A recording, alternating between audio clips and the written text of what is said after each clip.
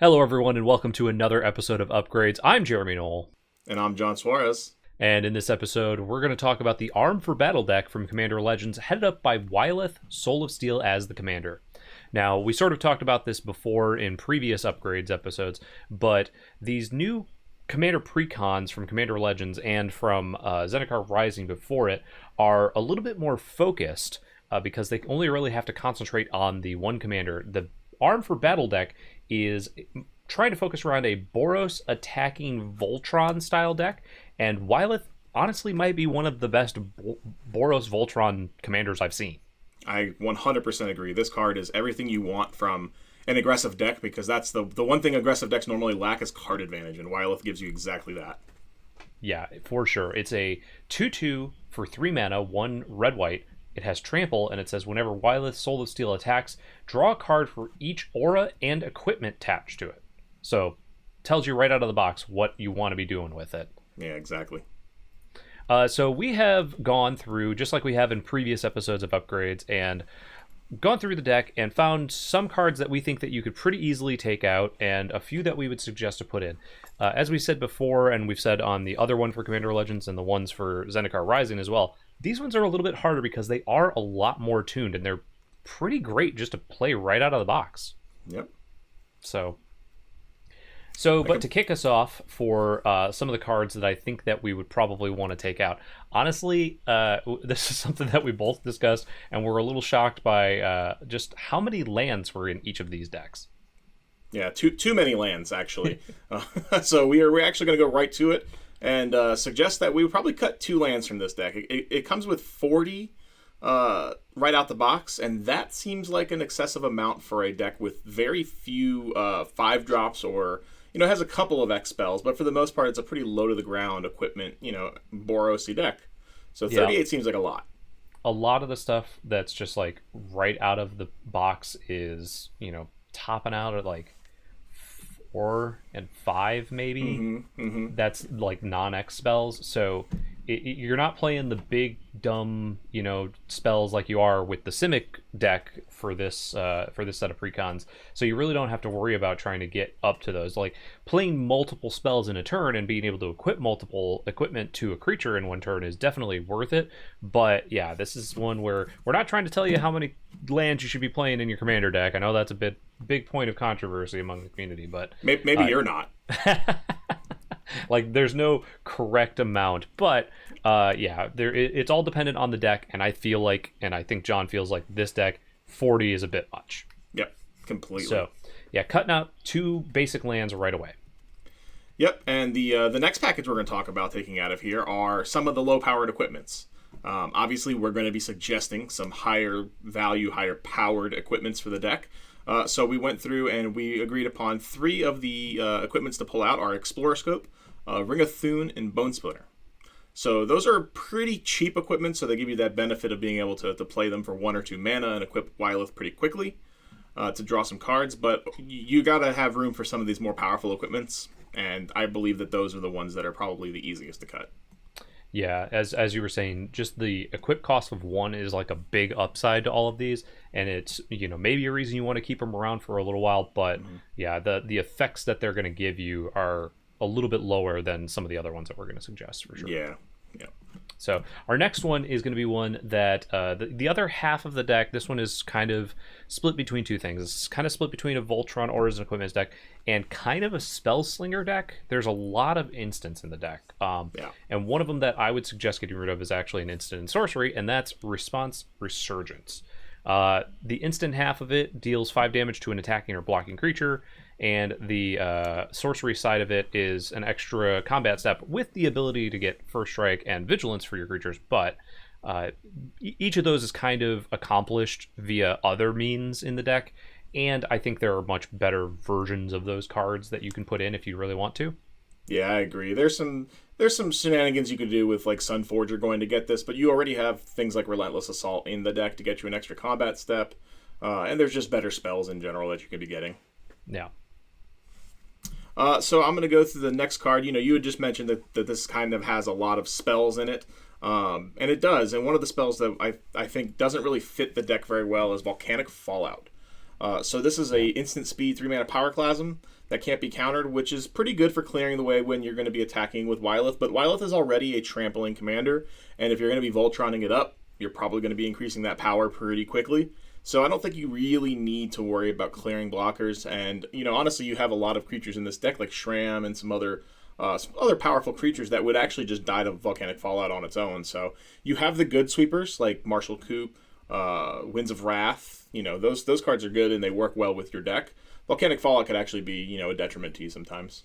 Yeah, Winds of Wrath is definitely very good in this deck compared to something like Volcanic Fallout, just because you're going to be able to hang on to your creatures a lot more often than a Volcanic Fallout.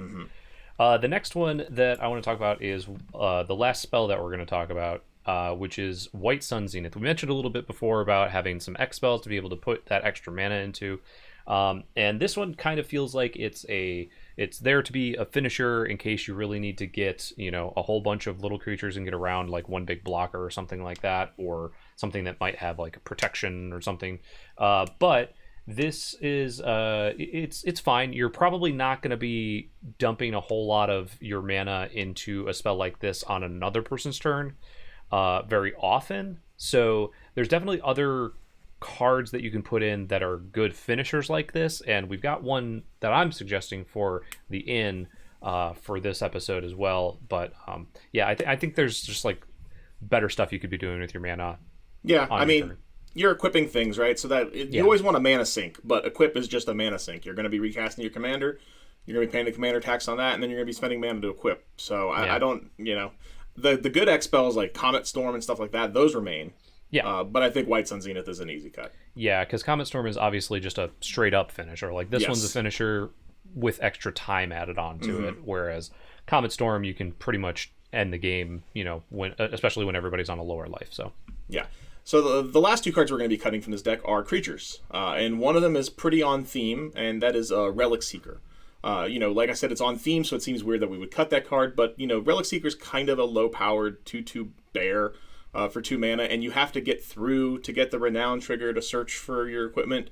I think there's just better cards you can be playing that if you want to search for an equipment, even cards that aren't ridiculously expensive like Stoneforge Mystic or anything like that, there's still better options that are reasonably costed that you can upgrade your deck with.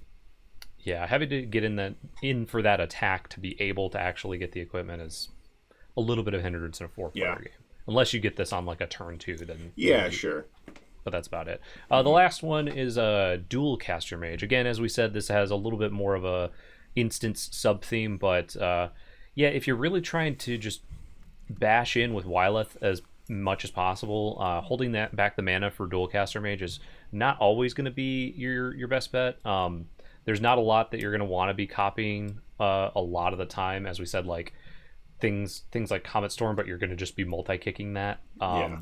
And a lot of the other things are going to be like, Unbreakable Formation that are going to be kind of a one-time use, other than the fact that that one you could double up your counters, but sure, you're never going to want to like double indestructible your creatures very often. It's kind of silly. So so that is one. It's a really good reprint. I definitely appreciate the fact that it's in here. It's a good card. You should definitely be running it in a lot of spell slinging decks. I just don't quite think it has a home in this deck. Yeah, my favorite part of Dual Caster Mage is copying someone's like Cultivator or Kodama's Reach, and that's not exactly what this deck's trying to do. So yeah, that's always super fun. Yeah.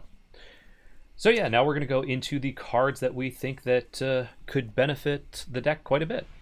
And yes, there's some really, really powerful cards in Commander Legends. And we're not going to be suggesting a ton of Commander Legend cards, but there's definitely some new ones that make sense for this deck. And one of those is Rayav Master Smith. This is a 2-mana, 2/2 legendary Dwarf Artificer. Whenever a creature you control that is either equipped or enchanted attacks, it gains double strike. So Rayav is actually just built for Wyleth. Yeah, this is what we call a plant in this set for sure. Yeah, 100%. This is a new player will pick up this precon, look at some cards from the set, and go, chocolate, peanut butter. Yep. Put them together, very easily. You open this in your booster pack after you've bought the Wyleth precon, you're going to be like, oh yeah, this is definitely, no question, this goes into my deck. Yeah. 21 damage is not very hard when it's a double striking commander. Yeah, for sure. A double striking trample commander is just absurd. So that one is definitely a good plant. Another one that is actually come back into the set, but is a reprint, is one that you had talked about going to fetch up your equipment, and that is Open the Armory. This is a sorcery for 1 and a white. Search your library for an aura or equipment card, reveal it, put it into your hand, then shuffle your library.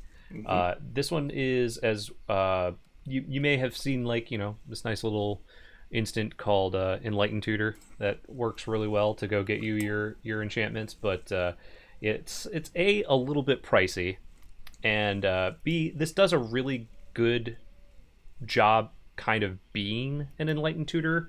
It does cost 1 more mana. It is sorcery speed, but it puts it right into your hand, and it's going to go get you most of the cards that you want to get anyway, because it's going to also get you some of that equipment that you really want. Yeah, exactly. Like, normally you just want to go get your equipment, put it in play, and attack. Yeah. So this does that without having the awkwardness of drawing it, and like an Enlightened Tutor, for instance, like you said, that's just going to sit there, and you're going to have to wait another turn cycle. Or you're going to draw the card after you attacked with Wyleth, which is not exactly what you're looking to do. So I think this card fits a lot. Yeah, for sure. The next card is one of my favorite Magic cards, period, and that is Sun Titan. 6 mana, 6/6, Vigilance. When it enters the battlefield or attacks, you get to return a permanent card with CMC 3 or less from your graveyard to play.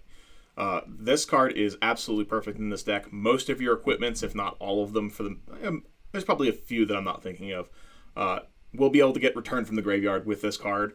If you want Wyleth to just die, and you don't want to spend the mana on the commander tax, and you just cast Sun Titan, you can save some mana there and bring Wyleth back. And then there's obviously the gross scenarios where you get to equip your Sun Titan with something with haste, like a Swiftfoot Boots, and you immediately get 2 triggers. Sun Titan's just a massive, massive threat in this deck. It's always going to be great. Yeah, I definitely think it is a very, very solid card. And another one that, again, in a similar vein, is very good in this deck, but costs a little bit more mana. We talked about most of our cards not being very high costs. Sun Titan probably being the highest cost we're suggesting. Yep. Stonehewer Giant, which is really, really great in a deck like this. It costs 5 mana, but it's a 4/4 with Vigilance, and it's 1 and a white to tap, search your library for an equipment card, put it onto the battlefield, attach it to a creature you control, then shuffle your library.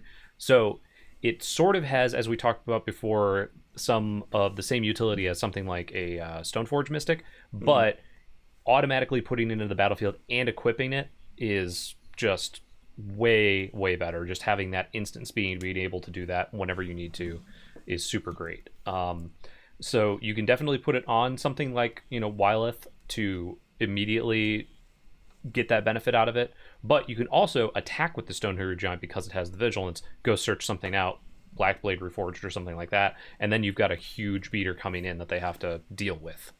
Yeah, that's a really powerful play if you just get to go get your Blackblade Reforged, and it's disgusting because you don't have to spend any mana to equip it. It just comes in and it instantly gives your creature a massive pump. Massive. So good. The next card I'm going to suggest is a protection spell, which this deck has several of, Dawn Charm and things like that. But this card is Apostle's Blessing. This is a colorless and a Phyrexian white for an instant that says target artifact or creature you control gains protection from a color of your choice or from artifacts. This card is not one of the more powerful, protection spells normally, but in this deck, the fact that it can give your equipments protection from, any kind of removal like a Reclamation Sage or Acidic Slime or Meteor Golem, all of those things are pretty common depending on your play group, and this card being able to save them is really powerful. That's not something you really see from like a, you have Unbreakable Formation, which gives certain things indestructible, but you don't get like the Heroic Intervention kind of thing in white in general, right? Like it doesn't give all of your permanents indestructible, or protection. Yeah. So this card is very, very cheap, very efficient, and probably does everything you wanted to do. Giving Wyleth protection to attack through is going to be powerful, and saving your things is going to be pretty great. Yeah, one of the only protect all of your things is probably one of the most expensive white cards for a reason. That's Teferi's protection. So. Yes, yeah, exactly. So this is a good, spot version, protect your thing that you need. You mentioned Meteor Golem as well, so you could protect your Wyleth from something like that because it does give it protection from artifacts, which is another great use out of it. Duplicant, anything like that. Yeah, you can any sort of thing like that. Mm-hmm. Yeah. The last one I'm going to suggest as far as spells goes is one that I believe is a I believe it's a little bit underplayed, and it's from the Commander 2019 decks, and that's Savine's Reclamation. You were talking about Sun Titan be able to get you things back on, Big Dumb Beater, and I think Savine's Reclamation is a really good example of that same sort of effect on a spell. Yeah. So it's 2 and a white for a sorcery. Return target permanent card with your converted mana cost 3 or less from your graveyard to the battlefield, and it has flashback 4 and a white. If you cast it from your graveyard, you get to do that and copy it. So you get 3 total uses out of it across the 2 castings of it, and it's just another way to be able to get your either your cheap creatures, like you said, or especially your equipment back into play, because a lot of people are going to be trying to knock those out of the game so that you're at a big disadvantage. Yeah. One of the last cards we have before we go into a couple equipments that we want to add to the deck is a alternate win condition. We replaced White Sun Zenith in that form with Assemble the Legion. So this is I know this is one of your favorites. This is 3 colorless, red and white enchantment. At the beginning of your upkeep, put a muster counter on Assemble the Legion, and then put a 1/1 red and white soldier with haste onto the battlefield for each counter on Assemble the Legion. That card, it starts off a little slow, but you're playing a lot of equipments, so that's going to be the primary focus of people's removal. And then all of a sudden, you're going to just have this card hopefully come out when everybody's expended their resources, and it'll very, very quickly take over the game. Yeah. If this is left on the board for even like 3, 4, 5 turns, it gets out of hand really quickly. Yeah. Yeah. So the last few cards that we're looking at are going to be some of the equipment that we would suggest you put in. Again, this is not an exhaustive list. There are definitely other ones that you could put in. Probably the most expensive piece of equipment, as far as actual price-wise, is going to be one I would suggest, which is Champion's Helm. And this is one that was from the Commander 2011 precons, but I've always really enjoyed it. It's 3 mana for 1 equip cost. Enchanted creature gets +2/+2, and as long as equipped creature is legendary, it has hexproof. So it was before they really started putting the word commander or command zone or anything like that onto cards, and so they were still focusing on just, okay, well, that your commander is legendary, so it's kind of built to be this is for your commander more than anything. But it can also save your things like Rayab if you really need it to. And it's just a really solid, cheapish, CMC equipment to give hexproof and a little bit more of a boost. Yeah, for sure. The card I'm going to suggest is brand new from Commander Legends, and I'm very excited for this card. It is Commander's Plate. 1 mana artifact equipment. Equipped creature gets +3/+3 in protection from each color that's not in your commander's color identity. And then its equip cost is 3 if you equip a commander and 5 if you don't. This card on Wyleth is going to be silly. You're not only going to get to draw the card from Wyleth, you're going to have a 5/5 Trampler that has protection from Sultai, essentially. Yeah. Which is great because then you can still use your red and white auras and your red and white protection spells to target Wyleth because it won't have protection from that, but it'll have protection from everything else, which is pretty obnoxious. So I think this card is going to be very, very powerful in certain decks, and I think it's going to be absolutely absurd in Wyleth. Yeah, for sure. And then what's better than 1 Commander's Plate? How about 2? Our last one is one that was reprinted recently in Double Masters, and that is Masterwork of Ingenuity. This is a 1-cost artifact equipment, but it comes into play as a copy of any equipment on the battlefield. So it's definitely great because you're running so many pieces of equipment, and you can just copy whichever one your best one is at the time, or if you need to, put it down for 1 and then copy something that has an equip cost of 1 so that you can equip it, draw that extra card right away. It's really good, but it also has the benefit of it doesn't say on your side of the battlefield, it just says on the battlefield. So if your opponent has something really great, like a sword of Feast and Famine or something of that nature, you can just copy that, equip your creature, give it even more protection than it had before, plus a couple of big benefits. So you don't have to spend the money on that sort of Feast and Famine yourself. It's a sweet card. Yeah. But yeah, that is our choices for the upgrades for the Arm for Battle deck. And of course, as I said, this is not meant to be an exhaustive list by any means. Make sure to let us know what cards you would add to the deck in the comments below. Also remember to like, share, and subscribe. For Jonathan Suarez, I'm Jeremy Knoll. Thanks for watching.